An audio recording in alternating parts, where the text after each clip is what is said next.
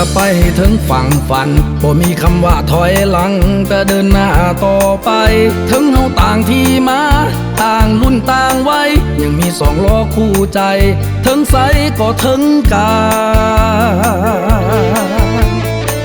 เพื่อนอย่าได้ไว้วันในอุปสรรคขวางทางเฮาจะห่วมฝ่าฟันมันในอุดมการณ์จากกลุ่มน้อยหาใหญ่แบ่งปันน้ำใจให้กันมาทำจอกสร้างสรรค์หลังจากการเดินทางหลังจากการเดินทางถึงต่างวัยแต่หัวใจเดียวกันเฮามาสร้างตำนานสองล้อลาวให้กว้างขวางดื่มบ่ขับเคารพกฎจราจรโอ้แม่คนตางอนมาซ้อนท้ายไอเดินนา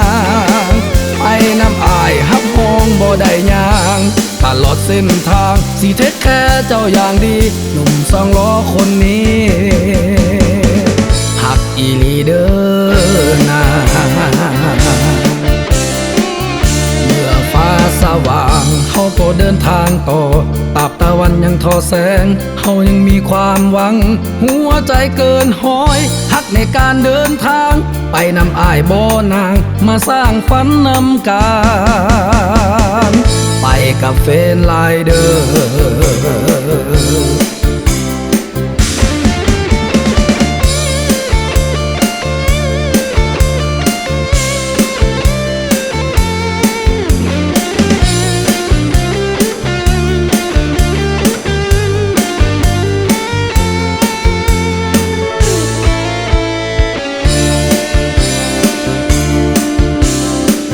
เพื่อนอย่าได้ไว้วันในอุปสรรคขวางทางเฮาจะห่วมฝ่าฟันมันในอุดมการณ์จากกลุ่มน้อยหาใหญ่แบ่งปันน้ำใจให้กันมาทำจอกสร้างสรรค์หลังจากการเดินทา